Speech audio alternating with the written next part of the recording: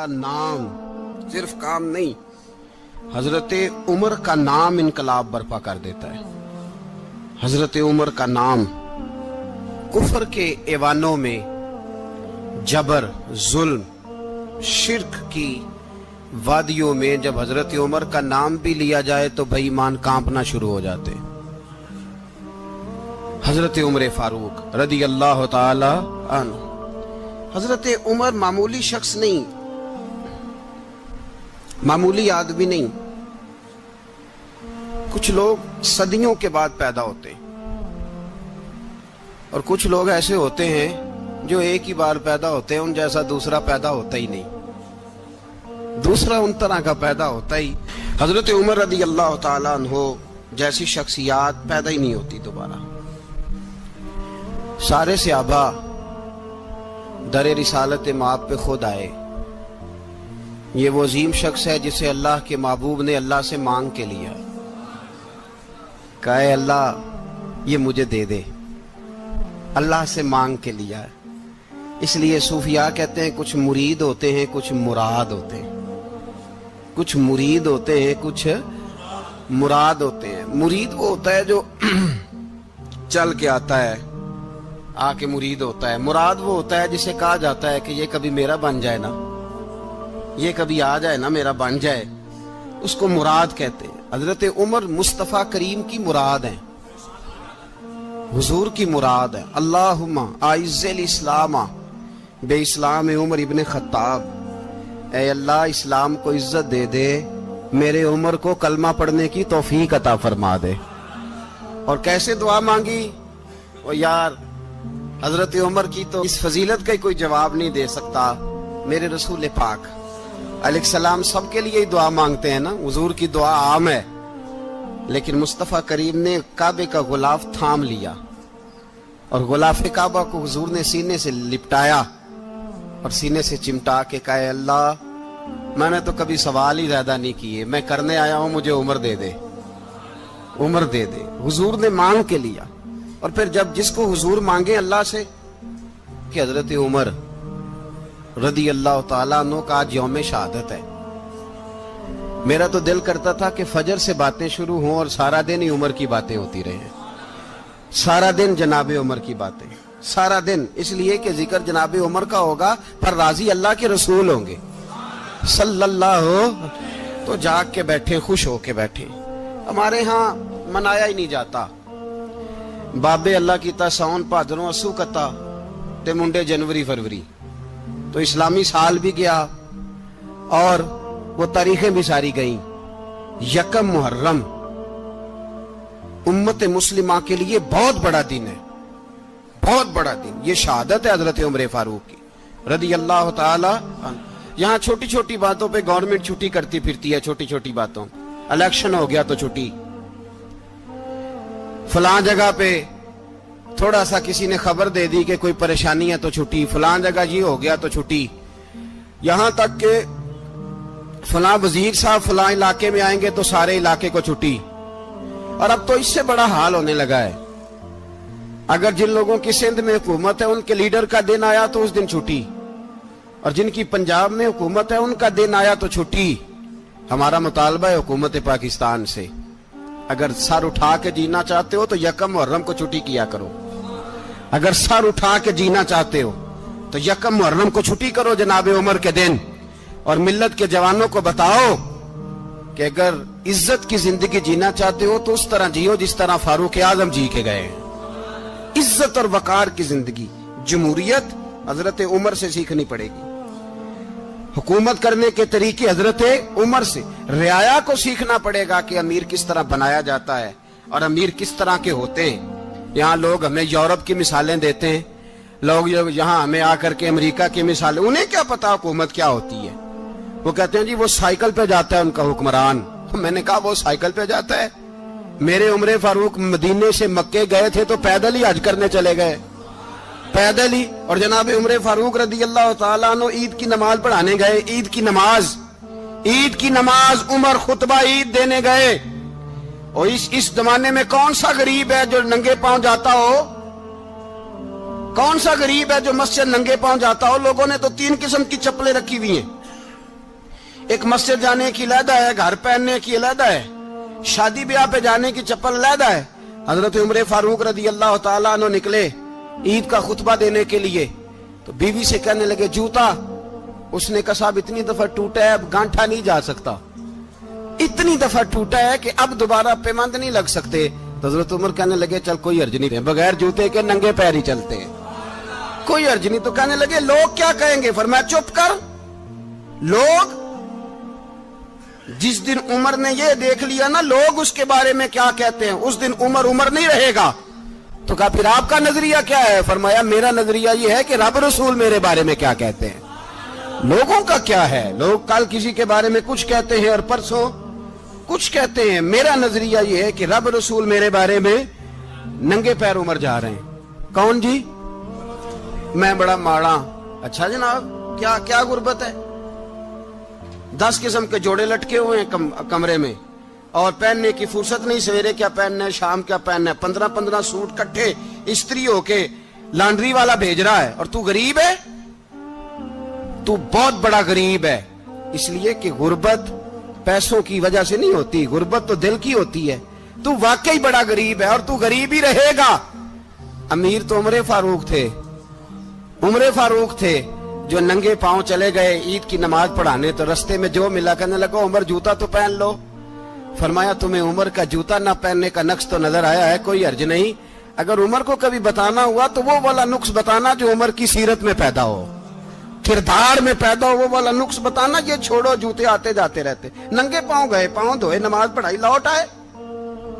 او بھائی یہاں تو ہمارا بناؤ سنگار اترنا، جتنی توجہ کپڑوں کی طرف ہے اتنی توجہ کبھی ہماری علم کی طرف ہوتی نا، جتنا ذوق شوق ہمارا بناؤ سنگار کی جانب ہے، اتنا بناؤ سنگار کبھی ہمارا اخلاقیات کی جانب ہوتا تو معاملات بڑی حد تک سنورے ہوئے ہوتے۔ حضرت سیدنا فاروق اعظم رضی اللہ تعالی اپنی زندگی کو ترتیب دیا، ایک دن بھی خلافت نہیں مانگی اللہ سے۔ حضرت عوف بن مالک اشجعی ایک صحابی ہیں، حضرت عوف بن مالک رضی اللہ تعالیٰ عنہ فرماتے ہیں کہ جناب ابو بکر صدیق کا زمانہ تھا تو میں نے خواب دیکھا، میں نے خواب میں جناب عمر کو دیکھا، اور میں نے دیکھا کہ کوئی کہنے والا کہہ رہا ہے کہ عمر وہ ہے کہ اللہ کے رستے میں کوئی اسے جتنا مرضی برا بھلا کہے یہ پرواہ نہیں کرتا۔ کس کے رستے میں؟ بولے سارے۔ اس کا مطلب ہے اللہ کے رستے میں لوگ برا بھلا بھی، قرآن مجید نے کہا وَلَا يَخَافُونَ لَوْمَةَ لَائِمٍ، کچھ لوگ ایسے ہیں جو برا بھلا کہنے والوں کی پرواہ نہیں کرتے۔ آپ یقین کریں اگر پرواہ شروع ہو جائے نا تو دین کا کام ختم ہو جائے، نہ کوئی تقریر کرے، نہ کوئی تدریس کرے، نہ کوئی پیری مریدی کرے، ختم ہو جائے اگر باتوں کی پرواہ ہو۔ لیکن وہ پرواہ، حضرت عوف بن مالک اشجعی کہتے ہیں میں نے خواب میں دیکھا کہ عمر وہ ہے جو کسی کی پرواہ، اور دوسری بات میں نے یہ دیکھی کہ عمر خلیفہ بنے گا، اور تیسری بات میں نے خواب میں یہ دیکھی کہ عمر شہید بھی کیا جائے گا، عمر شہید بھی ہوگا۔ یہ میں نے 3 باتیں خواب میں دیکھی۔ فرماتے ہیں میں نے آ کے خواب حضرت ابو بکر صدیق کو سنائی، وہ خلیفہ تھے، وہ کہنے لگے ٹھہر جا میں عمر کو بلاتا ہوں، اس کے سامنے دوبارہ سنانا، اس کے سامنے۔ فرماتے ہیں میں نے بلایا حضرت عمر فاروق کو، آ کے بیٹھے، خواب شروع ہوا۔ کہ ایک بات تو میں نے یہ دیکھی کہ آپ ملامت کرنے والے کی پرواہ نہیں کرتے، دوسرا آپ خلیفہ بنے گے۔ جناب عمر کہنے لگے چپ کر، ابو بکر کے سامنے ہی کہہ رہا ہے، چپ کر، خلیفہ کے سامنے ہی کہہ رہا ہے۔ تو حضرت ابو بکر صدیق کہنے لگے عمر اسے کہنے دو، مجھے لگتا ہے رب کی رضا یہی ہے کہ میرے بعد اگر مصطفیٰ کا منبر ملے تو عمر کو ملے، اسے کہنے دو۔ یار یہاں تو لوگ ڈینگے مارتے ہیں، یہاں تو لوگ دعوے کرتے ہیں میرے سامنے فلانے کو بھی بٹھاؤ، فلانے کو بھی بٹھاؤ، اس کو کیا پتا، اس کو کیا پتا، یہ تو بڑکے مارنے کا دور ہے۔ حضرت عمر رضی اللہ تعالیٰ عنہ کو تیسری بات کہی، حضرت عوف بن مالک نے کہا آپ شہید کیے جائیں گے، میں نے خواب دیکھی ہے۔ نیک لوگوں کے خواب بڑی حد تک سچے ہوتے ہیں، کہا میں نے خواب دیکھی ہے۔ تو حضرت عمر کہنے لگے شہید تو دلیر لوگ ہوتے ہیں، شہید تو دلیر، جسے سارا زمانہ دلیر کہہ رہا ہے وہ اپنے بارے میں کیا کہہ رہا ہے؟ کہتے ہیں شہید تو دلیر، میں تو کاہل سا آدمی ہوں، سست آدمی ہوں، میں تو اتنا کام ہی نہیں کرتا، تو یہ خواب تو نے جو دیکھا ہے نا फिर से देखना। तो अबू बकर सिद्दीक फरमाने लगे आजिज़ी ना कर, इनकिसारी ना कर, तो जो कह रहा है ठीक कह रहा है, लेकिन मुझे सुन के शुक्र भी हुआ है और अफसोस भी हुआ है। अफसोस इस बात का कि तेरे जैसा बतले अजीम चला जाएगा, और शुक्र इस बात का कि रब तुझे जिंदगी भी एजाज वाली देगा, और शहादत की मौत दे के अल्लाह तुझे मौत भी इज्जत वाली अता फरमाएगा। अल्लाह मौत भी तुझे इज्जत वाली देगा, तुझे काहिलों जैसी मौत अल्लाह। हजरत फारूक आजम रदी अल्लाह। ओ भाई, यहां तो इस जमाने का सबसे बड़ा मसला प्रोटोकॉल है। लोगों को पता होता है कामिल पीर है, कामिल मुर्शिद है, लोग नहीं जाते। मैं किसी का मुरीद हो जाऊं, मेरा प्रोटोकॉल किधर गया? पता होता है ये कामिल उस्ताद है, मैं इसके पास बैठूंगा तो मेरी तरबियत करेगा, लेकिन लोग शागिर्द नहीं बनते। मैं किधर गई? ये जो प्रोटोकॉल की मुसीबत है ना, इसने बड़े बड़े लोग जीरो कर दिए, बड़े बड़े लोग। और ये मत समझे कि आपका वजीर आजम प्रोटोकॉल लेता है या आपका सदर प्रोटोकॉल, वुज़ारा, ऐसी कोई बात नहीं। हम छोटे तबके से लेकर बड़े सारे प्रोटोकॉल के कायल हैं। हमारा तो दामाद भी कहता है कि मुझे पूछा नहीं, मैं तुम्हारे घर क्यों आऊं। हमारा तो भाई हर शख्स ऐलान करता है प्रोटोकॉल का, फलाने ने इज्जत नहीं दी तो वापस आ जाओ, फलाने ने सलूट नहीं किया तो वापस आ जाओ। लोग जहां सलूट करना चाहिए वहां भी सलूट कराने के कायल हैं। पर हजरत उमर रदी अल्लाह ताला, हजरत उमर की सादगी और फिर जनाब उमर की आजिज़ी, जब इंसान अपने ऊपर सवार कर लेता है ना, सवार कर लेता है, मैं बदकार पुराना खादम, किसे दर मिली निट होई, इते वासफ यार ने नजर जो की थी ते वासफ वासफ ही। मैं अक्सर सोचता हूं, हुजूर ने जहां भी कहा ना, फरमाया मेरे बाद नबी होते तो खताब के बेटे उमर होते। हुजूर ने फरमाया उमर जिस रास्ते से जाता है शैतान वो रास्ता बदल जाता है। नबी पाक सल्लल्लाहु अलैहि वसल्लम ने फरमाया मेरा उमर वो है कि इसकी जुबान पर हक जारी है। हुजूर अलैहिस्सलाम ने फरमाया 950 साल हजरत जिब्रील मेरे उमर की शान बयान करें तो इनकी अजमत खत्म नहीं होती। 950 साल जिब्रील अजमत बयान करे तो खत्म नहीं होती। ये बात है हजरत उमर की। और फरमाया उमर अबू बकर की नेकियों में से एक नेकी है, ये शान है अब उमर फारूक रदी अल्लाह ताला अन्हु की। हुजूर ने फरमाया मेरे बाद नबी होते तो उमर होते, जिस गली से उमर आए शैतान रास्ता बदल जाए। मेरे उमर फारूक की शान 950 साल बयान हो तो खत्म ना हो। उमर की जुबान पर अल्लाह हक बयान करता है, जो उमर कहता है वही रब कर देता है।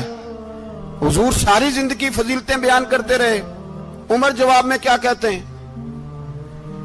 कोई बताए ना कि ये वाली हदीसें कभी उमर ने भी रवायत की हो कि हुजूर ने मेरे बारे में ये कहा है। ये रवायतें वो रवायत नहीं करते। उनसे जब लोग कहते उमर तेरी बड़ी बात है तो उमर रो पड़ते, कहते मैं तो ऊंट चराने वाले बाप का बेटा हूं, मैं तो ऊंट चराने वाले बाप का बेटा, ऊंट चरा। इससे आगे उमर गए ही नहीं सारी जिंदगी, इससे आगे लफ्ज ही नहीं अदा की। और मैं तो भाई ऊंट चराने वाला, मेरा बाप तो ऊंट चराया करता था, 10 ऊंट थे, मेरी ड्यूटी होती थी, संभाले नहीं जाते थे, अब्बा डंडों से मारता था। सारी जिंदगी उम्र हाज करने गए, एक खुश्क तना खजूर का उमर फारूक रदी अल्लाह ताला अन्हु ने उसको अपने कलावे में लिया, रोने लगे। लोगों ने कहा उमर क्या हुआ? फरमाने लगे यहां मैं ऊंट चराया करता था, यहां मैं ऊंट चराता था, 10 ऊंट संभाले नहीं जाते थे। देखो रसूलुल्लाह की शान, आज सारी उम्मत चलाने का तरीका अता फरमा दिया है। सारी नजरिए से प्यार। यार पैसा किसको बुरा लगता है? आप जिस आदमी की 50 करोड़ की प्रॉपर्टी है उसको पूछें सबसे गरीब, आपको वही नजर आएगा। वो कहेगा मैं टाइट हूं, हालात बड़े। मैं कई बार पूछे उन्होंने, मैं आखे तर्जमा भी 10 छड़ो की, हमें तो समझ नहीं आती। और टाइट हालात कौन से होते हैं जी? जिस आदमी का करोड़ों में कारोबार है ना, उसको आप छेड़े वो रोने लग जाएगा, रोने। तो कई मैंने ऐसे देखे हैं, किराए का मकान है, उनसे पूछे साहब क्या हाल है, तो कहते हैं जितनी अल्लाह ने शान वाली जिंदगी हमें अता की है किसी को नहीं दी हुई। इसका मतलब है खुशी भी यही है और गम भी यही। अंदर से खुशी है, अंदर से ही। तूने अगर राजी रहना है तो इधर से रहना है, नाराज रहना है तो बस अपने आप को खुश रखेगा तो हो जाएगा। सारे सहाबा मिल के आए, कहने लगे उमर फारूक से कहना है नबी पाक के जमाने में तो जाहिरन गुर्बत थी, अबू बकर के दौर में भी गुर्बत थी, अब तो बड़ा माल है। عمر سے سفارش کرو کہ عمر نیا کرتا پہنا کرے. ملکوں کے سفیر آتے, عمر وہی پھٹی پرانی چادر اوڑھ کے اور وہی کئی جگہ پہ پیوند لگے سوٹ پہن کے سفیروں کے سامنے بیٹھ جاتا ہے. عمر کو مشورہ دو, طے ہو گئی بات. سب نے جب مشورہ دے لیا تو سارے کہنے لگے یہ بتاؤ شیر کی مونچھ کو ہاتھ کون لگائے گا؟ کہنا کس نے ہے؟ بندہ بھی تو ڈھونڈو نا. میں کہا جناب میرا یہ خیال ہے کہ مولا علی شیر خدا کہیں گے, کیونکہ جس شخص کی عمر کو سب سے زیادہ حیا کرتے دیکھا وہ شیر خدا مولا علی ہے رضی اللہ تعالی علی کہیں گے. اس لیے کہ جناب علی تو کئی دفعہ جب گفتگو کرتے تھے تو حضرت عمر چپ کر جاتے تھے اور فرماتے تھے علی نہ ہوتا تو میں ہلاک ہو جاتا. تو کہا علی سے کہو. جناب علی شیر خدا کو بلایا. کس کام کے لیے جی؟ اللہ اکبر. یہ ذرا آپ نے اس دور پہ اس بات کو ذرا کہا جناب ان سے کہیں کہ زیادہ نہیں, ایک کرتا نیا پہن لے. سفیر آتے ہیں, وزیر آتے ہیں تو ایک کرتا نیا پہن لے. حضرت علی کو بلایا. آپ فرمانے لگے کوئی اور بات ہوتی تو میں کہہ دیتا, یہ والی میں نہیں کہہ سکتا. کوئی اور ہوتی تو میں عمر کو کئی دفعہ کہہ دیتا ہوں, جلال میں بھی تو سن, یہ والی میں نہیں کہہ سکتا. میں تمہیں ایک مشورہ دیتا ہوں. کہا وہ کیا؟ کہنے لگے سید عائشہ صدیقہ سے کہو, وہ مومنوں کی ماں ہیں, عمر ٹالے گا نہیں. اماں جی سے جا کے کہا اماں جی نیا کرتا عمر سے کہیں پہن لیں, وزیر آتے ہیں بڑے بڑے لوگ تو چلو کوئی حرج نہیں. اماں جی نے کہا اچھا کوئی بات نہیں میں بلا لیتی ہوں. جناب عائشہ نے پیغام بھیجا. جب خادم نے کہا نا مصطفیٰ کے گھر سے پیغام آیا ہے, تو 20 لوگ بیٹھے تھے. عمر کانپتے ہوئے اٹھے, کانپتے دوڑے. حضرت عائشہ پردے میں تھی تو فرماتی ہیں عمر اتحیات کی حالت میں بیٹھ گئے. کہا اماں جی دیر تو نہیں ہو گئی مجھے آنے میں؟ کہا نہیں ٹائم پہ آ گئے ہو. کس لیے بلایا تھا؟ کہا عمر دیکھو غربت کے معاملات اور ہوتے ہیں, جب اللہ آسانی دے تو کوئی چیز استعمال کرنا حرام نہیں ہوتی, اگر حرام ہے تو بتاؤ. کہا نہیں اماں جی حلال ہی ہے. تو فرمایا پھر اتنے سفیر آتے ہیں, مشیر آتے ہیں, اب تو مال غنیمت بڑا آتا ہے, ڈھیر لگ جاتے ہیں مسجد میں, تو چل ایک نیا کرتا تم بھی پہن لیا کرو. اور آپ نیا کرتا پہنو گے تو دھاک بیٹھے گی غیروں پر. تو صحابہ کا مشورہ ہے کہ آپ نیا لباس پہنے. اماں جی کہتی ہے میں نے حکم دیا تو عمر چپ کر گئے, گردن جھک گئی. تھوڑی دیر کے بعد سیدنا عمر فاروق نے سر اٹھایا تو داڑھی پہ آنسو گر رہے تھے, رو پڑے. کہنے لگے پاک محبوب کی پاک بیوی جیسے حکم کرتی ہو میں حاضر ہوں, پر مجھے وہ والا لباس پہنانا جو میرے مصطفیٰ نے پسند فرمایا ہے. اگر یہ رنگ رسول پاک کا ہے تو میں حاضر ہوں, اور اگر نبی پاک کا نہیں تو پھر جیسے آپ حکم کریں. جناب عائشہ کہتے ہیں عمر روئے تو میں زیادہ روئی, میرا پلو بھیگ گیا آنسوؤں سے.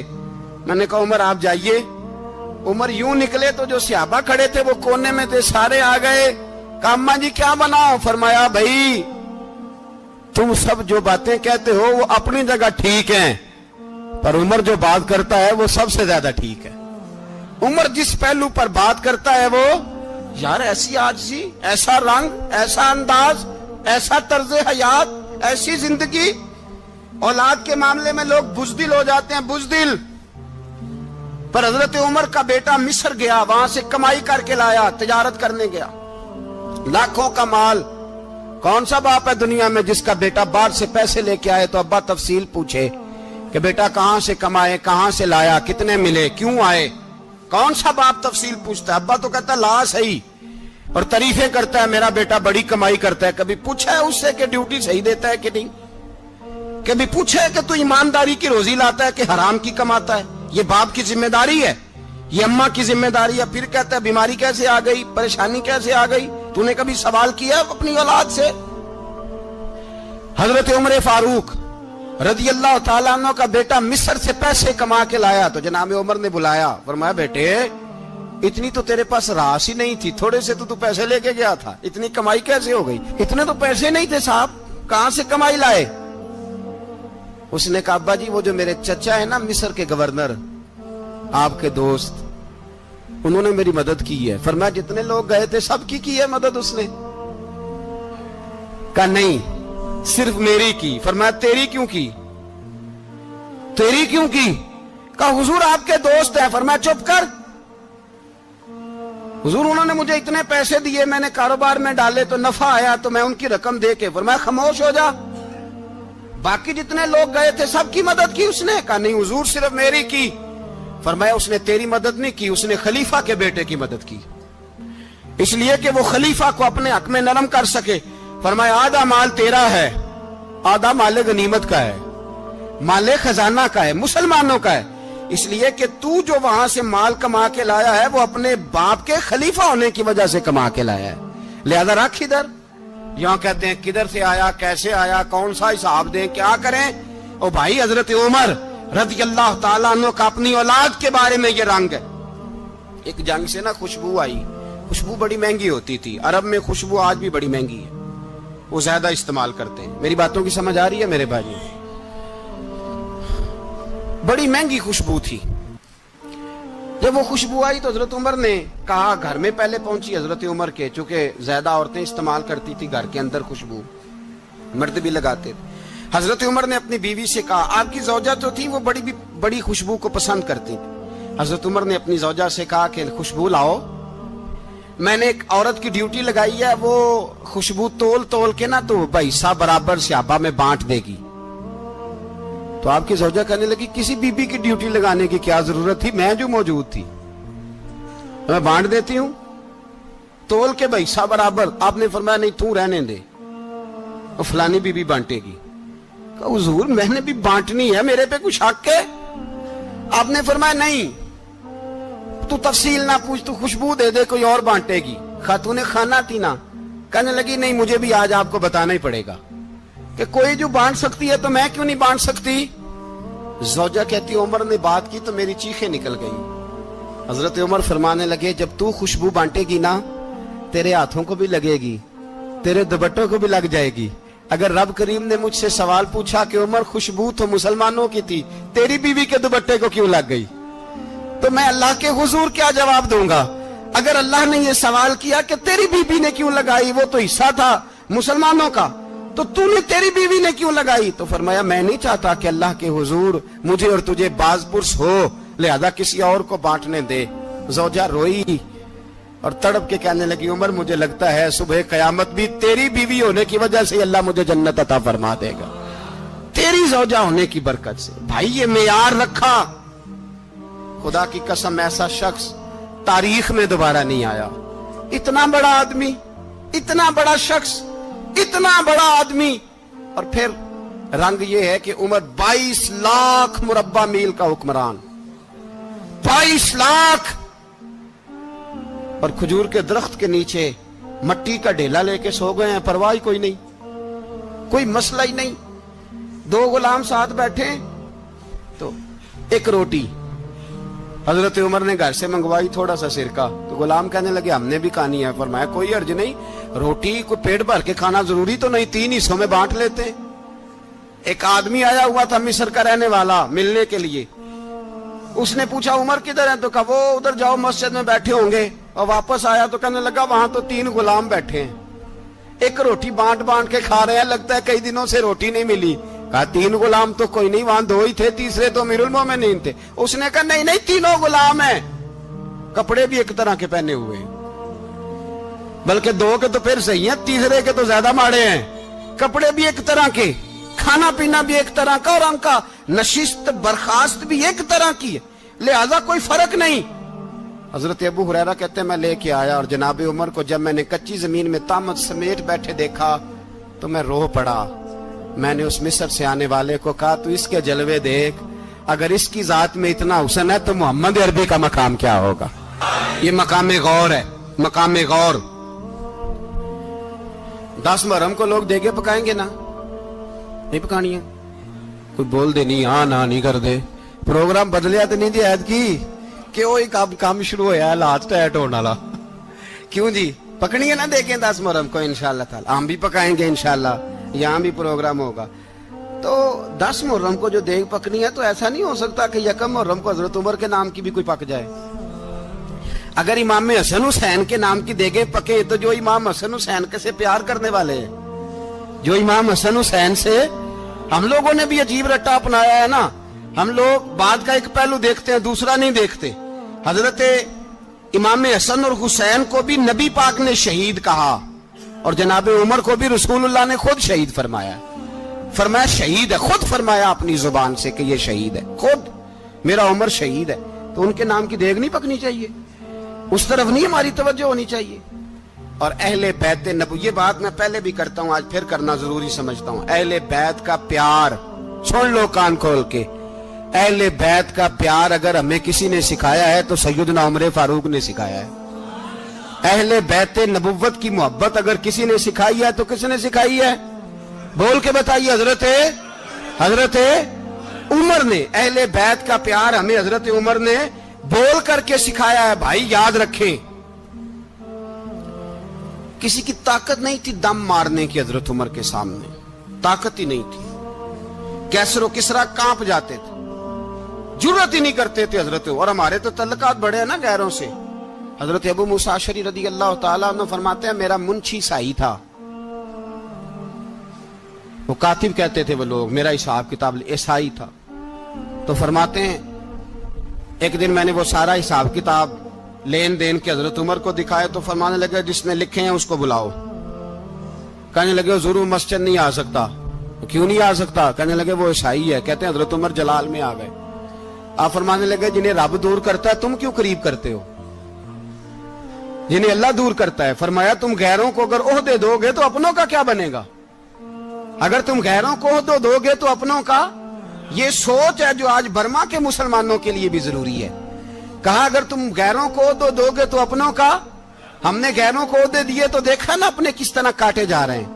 غیروں کو جو عہدے دے دیے جرانے سارے غیروں سے، روز دعویٰ ہوتا ہے چین ہمارا سجن ہے، چین ہمارا دوست ہے۔ او بھائی دوست ہے تو اس سے کہو نا کہ برما تو تمہاری ایک چھوٹی سی ریاست ہے، چین کے بغیر تو وہ سانس بھی نہیں لے سکتا۔ اس کو کہو نا اس حکومت پہ دباؤ ڈالے۔ لیکن ہم لوگوں نے غیروں کو عہدے دیے تو اپنے پس گئے۔ حضرت عمر کہتے تھے ذمی کا ہم ادب کریں گے، ذمی کافر کا ہم، ایسا کافر جو مسلمان ریاست کو قبول کرے، بدامنی نہ پھیلائے۔ ایک آدمی کو آپ نے دیکھا آنکھوں سے نابینا ہے اور بھیک مانگ رہا ہے، تو حضرت عمر کو نظر آ گیا۔ فرمایا کون ہو؟ اس نے کہا میں یہودی ہوں۔ فرمایا بھیک کیوں مانگتے ہو؟ کہا جب تک تندرست تھا مسلمانوں کو جزیہ دیتا تھا، بوڑھا ہو گیا ہوں کیا کروں؟ حضرت عمر نے گھوڑے کی پشت پہ بٹھایا، کافر کو گھوڑے کی پشت پہ بٹھایا اور بٹھا کے مدینے لائے۔ حضرت علی شیر خدا وزیر خزانہ تھے۔ فرمایا علی اس کا وظیفہ جاری کرو۔ کہا یہ کون ہے؟ فرمایا یہ یہودی ہے لیکن یہ ہمیں جزیہ دیتا رہا، بوڑھا ہو گیا بیچارہ، بھیک مانگنے پہ مجبور ہے، ہماری حکومت کے اندر رہتا ہے، اس کا پورا وظیفہ جتنا خرچہ اتنا وظیفہ لگاؤ۔ حضرت علی کہتے ہیں میں وظیفہ لگا رہا تھا اور وہ میرے نبی کا کلمہ پڑھ رہا تھا، وہ رسول اللہ کا کلمہ پڑھ رہا تھا۔ یہ مزاج، یہ نہیں کہ کافر۔ حضرت عمر نے گورنروں کو خط لکھے تھے کہ زبردستی کسی کو مسلمان نہیں کرنا، جہاں ان کی عبادت گاہیں بنی ہو گرانی نہیں، کوئی مندر کوئی گرجا ضائع نہیں کرنا۔ اسلام سب کو جینے کا موقع دیتا ہے، پر بے ایمانو ظالموں بدذاتوں تمہیں یہ کہتا ہے کہ ہم تمہیں جینے کا موقع دیتے، تم بھی مسلمانوں کو جینے کا موقع دو۔ یہ جہاں بستے ہیں جہاں رہتے ہیں انہیں وہاں جینے کا موقع دو، انہیں بھی اللہ اکبر کہنے کا موقع دو، انہیں بھی قرآن پڑھنے کا موقع دو، انہیں بھی رسول اللہ پر درود پڑھنے کا موقع دو۔ ہمارے ملک میں عیسائی اپنی مرضی سے کھلے عام تبلیغ کرتے ہیں، یہاں تو چینل چلائے ہیں عیسائیوں نے۔ کسی مذہبی جماعت نے کبھی جلوس نکالا ہے کہ عیسائیوں کا چینل بند کرو؟ بولے نکلا ہے کہ نہیں نکلا؟ کتنے ظلم کی بات ہے۔ ہم جب غیر کو اتنا تحفظ دیتے ہیں، اتنا تحفظ دیتے ہیں، ہم نے دیکھا ہے مجھے بیسیوں لوگوں نے عید پہ ٹیلی فون کیے کہ عیسائیوں کو قربانی کا گوشت دے لیں، مجبور ہیں جی، دروازے پہ آ گئے ہیں، ہمارے کام کاج کرتے ہیں۔ بیسیوں لوگ، عام آدمی کے دل میں ان کا اتنا جذبہ ہے، وہ مسائل کا بیان کرنا ایک علیحدہ بات، لیکن ہمارے دل کافر کے حق میں بے ایمان ہو، اور کفر کس قدر زیادہ ذلیل ہو گیا ہے کہ مسلمان کے حق میں نرم ہوتا ہی نہیں۔ اور اس سے بڑے ذلیل وہ ہیں جو ان ذلیلوں کے سپورٹر ہیں، وہ کسی عرب ملک کے حکمران ہو یا کسی اور جگہ کے، وہ بڑے ذلیل ہیں جو ان ذلیلوں کے سپورٹر ہیں، جو برما کی بچیوں کے قتل پر اپنی حکومتیں چمکا رہے ہیں، انہیں شرم نہیں آتی۔ اس قدر مسلمان تڑپا ہے لیکن ان بے غیرتوں کو ذرا ہوش نہیں آئی، اور یہ ان کے کماش، ان کے دلال جو ہر جگہ ان کی سپورٹ کر کے اپنی حکومتیں قائم کرتے ہیں، بے ایمانوں کو پتہ نہیں کہ کب ان پر اللہ کا عذاب اترے گا اور کس طرح ان کے پرخشے اڑیں گے. تمہیں اپنی ذلت اور رسوائی نظر نہیں آ رہی کہ زمین کس طرح تمہارے لیے تنگ ہو گئی ہے؟ اس سے زیادہ اور تمہاری رسوائی کیا ہوگی؟ ڈرو اللہ سے. اور یہ تو دنیا کا عذاب ہے. ان بطش ربک لشدید. میرا رب کہتا ہے قیامت تو قائم ہونے دے. جتنا سخت تیرے رب کی پکڑ ہے اتنی کسی دوسرے کی ہو سکتی. یاد رکھیں اور تھوڑا احتیاط کریں ہم سب لوگ بھی، جو ہم لوگ آدھی زبان بول کے بھی ان کی سپورٹ کرتے. اب شرم آنی چاہیے ہمیں ان حکومتوں کی سپورٹ کرتے جو مسلمانوں کی لاشوں کے اوپر حکومتیں قائم کرتے ہیں. شرم آنی چاہیے. بہرحال بات دور نکل جائے گی اور میں اپنے مضمون پہ رہتا ہوں. اہل بیت کا پیار اگر سکھایا ہے تو جناب عمر نے سکھایا ہے رضی اللہ تعالی عنہ. امام حسن ملنے، آپ یقین کریں میں جب اس واقعہ کو پڑھتا ہوں تو میرا دل جھوم جاتا ہے. میں کہتا ہوں یار ڈاڈا ہونا اپنی جگہ پہ، عشق ہونا اپنی جگہ پہ، انسان کا باوقار ہونا اپنی جگہ. جہاں کھڑے ہونا تھا وہاں یہ کھڑے ہوتے تھے اور جہاں جھکنا تھا وہاں یہ ان لوگوں میں اقبال نے کہا تھا تیری نگاہ ناز سے دونوں مراد پا گئے. عقلِ غیاب و جستجو، عشق حضور و اضطراب. جہاں اگر آیا ہے سامنے کیسر و کسرا تو عمر جیسا دلیر کوئی نہیں. اگر سامنے آیا ایران کا بادشاہ تو عمر جیسا تگڑا کوئی نہیں. اگر آیا ہے سامنے غسان کا بادشاہ تو عمر جیسا عادل کوئی نہیں. لیکن اگر علی کا بیٹا آیا ہے، اگر فاطمہ کے لال پارے آئے ہیں تو پھر فاروق اعظم سے جیسا محب کوئی نہیں، پھر ان سے جیسا پیار کرنے والا کوئی نہیں. اندر بیٹھے ہیں جناب عمر، اندر تنہائی میں کچھ وزیروں سے گفتگو ہو رہی ہے، میٹنگیں جاری ہیں. آپ کے بیٹے ملنے آئے جناب عبداللہ ابن عمر. ابا جی ملنا ہے. بات ٹھہرو، بات کر رہا ہوں، کوئی نہ اندر آئے. صاحبزادہ باہر کھڑا ہے. تھوڑی دیر گزری تو امام حسن بھی آ گئے. کون آئے؟ آپ کو جو ملے گا امام صاحب کا نام لینے سے، وہ سردار ہیں جنتیوں. کون آئے؟ سارے بولیے. امام حسن تیری نسل پاک میں ہے بچہ بچہ نور کا، تو ہے نے نور تیرا سب گھرانہ. امام حسن آئے تو حضرت عبداللہ ابن عمر کو دروازے پہ کھڑے دیکھا. کہا امیر المومنین کہاں ہیں؟ کہنے لگے حضرت عمر کے بیٹے. کہنے لگے وہ اندر بیٹھے، کچھ میٹنگ ہو رہی ہے اور انہوں نے کہا کوئی اندر نہ آئے، لیکن آپ جانا چاہیں تو چلے جائیں. آپ جانا چاہیں تو تیری نسل پاک میں ہے بچہ بچہ نور، آپ جانا چاہیں تو چلے جائیں. تو انہوں نے کہا جب آپ باہر کھڑے ہیں تو مجھے کوئی اتنا ضروری کام نہیں، اور ابھی زور کی نماز تھوڑی دیر میں ہوگی، میں مسجد میں مل لوں گا امیر المومنین سے.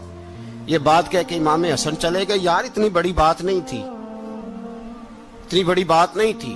وہ میرے استادوں کا بیٹا بھی آئے تو کہا ٹھیک ہے جی وہ سوئے ہوئے ہیں، کوئی غرض نہیں یار میں ٹھہر کے آ جاؤں گا. کوئی بڑی بات نہیں تھی، دیکھا جائے تو بڑی بات نہیں تھی، پر بات بہت بڑی تھی اس لیے کہ یہ خالی حسن نہیں، یہ حسن ابن علی ہے، یہ حضرت فاطمہ کے لخت جگر.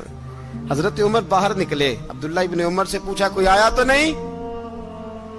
تو کہا حضور امام حسن آئے تھے. تو کہا پھر شہزادے کو اندر کیوں نہیں بھیجا؟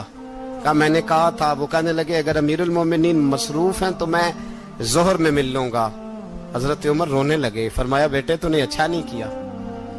پھر مسجد نہیں گئے، سیدھے امام حسن کے دروازے دستک دی. امام حسن باہر آئے. کہا شہزادے آئے تھے تو ملے کیوں نہیں؟ تو امام حسن کہنے لگے حضور آپ کا اپنا بیٹا دروازے پہ کھڑا تھا، آپ کا اپنا بیٹا دروازے پہ کھڑا تھا، اور منع بھی کیا تھا آپ نے تو میں زور میں مل لیتا. حضرت امام حسن فرماتے جوش جذبات میں جناب عمر نے سر سے پگڑی اتار دی. جوش جذبات میں کہنے لگے حسن میرے بیٹے کا اور آپ کا کیا مقابلہ؟ کیا اس کی ماں کا نام فاطمہ الزہرا ہے؟ کیا اس کی نانی کا نام ختیجۃ الکبریٰ ہے؟ کیا اس کے نانے کا نام محمد مصطفیٰ ہے؟ آپ کا اور اس کا کیا مقابلہ؟ پھر رو پڑے اور کہنے لگے بیٹے میں مکے کے صحراؤں میں اونٹ چرایا کرتا تھا، یہ جو میرے سر پر عزت کے بال ہیں یہ تیرے نانے کے اگائے ہوئے. میں مکے کے خبردار شہزادے خبردار. او بھائی اہل بیت نبوت کے ادب کا رنگ اگر سکھایا ہے تو سیدنا عمر نے سکھایا ہے. حضرت عمر فاروق اتھارٹی ہے، اسلام کی اتھارٹی. یکم محرم حضرت عمر کی شہادت ہے. یہودی بول اٹھا، کافر بول اٹھا. اگر 6 مہینے عمر دنیا میں اور رہتے تو دنیا میں کوئی کافر मौजूद न होता। 6 महीने। और जब इस बतले जलील का जनाजा उठा, अल्लाह, बुखारी पढ़िए ना, अल्लाह मरजुकना शहादतन फी सबीलिक, अल्लाह बिस्तरे की मौत ना देना, शहादत की देना। उमर शहीद हुए, मस्जिद नबी में नमाज पढ़ाते। और जब जनाजा उठा तो मदीने का फिर पीछे जो दलेर बचे वो मौला अली थे। मौला अली, जनाब उमर का जनाजा उठा तो सबसे पहली हाय जो निकली वो हजरत अली की जुबान से निकली। और हजरत अली सारी दाढ़ी आंसुओं से भर गई। लोगों ने कहा कि अली क्या हुआ? फरमाने लगे, तुम देख नहीं रहे जनाजा किसका उठा है? पलट के देखो तो सही, तुम पता नहीं है कौन गया है? हुजूर क्या हुआ? अब फरमाने लगे, उमर इस तरह के काम करके गया है, अब इनके रस्तों पे कौन चलेगा? कौन इसके जिगर राहे वफा में? मैं नक्श ऐसे छोड़ आया हूं, मैं जिस मंजिल से गुजरा हूं वो अब तक याद करती है। हजरत अली हजरत उमर के जनाजे पे खड़े होकर कहते हैं, अल्लाह मुझे उस तरह के अमल करने की तौफीक दे जिस तरह की उमर करके गया। मेरे भाई, बतले अजीज, बतले हुर्रियत हजरत उमर रदी अल्लाह ताला अन्हो, जो अपनी जिंदगी इनकलाब वाली गुजार के गए। उमर जब दुनिया से गए तो 80 दिनार का कर्जा था। 22 लाख मुरब्बा मील का हुक्मरान।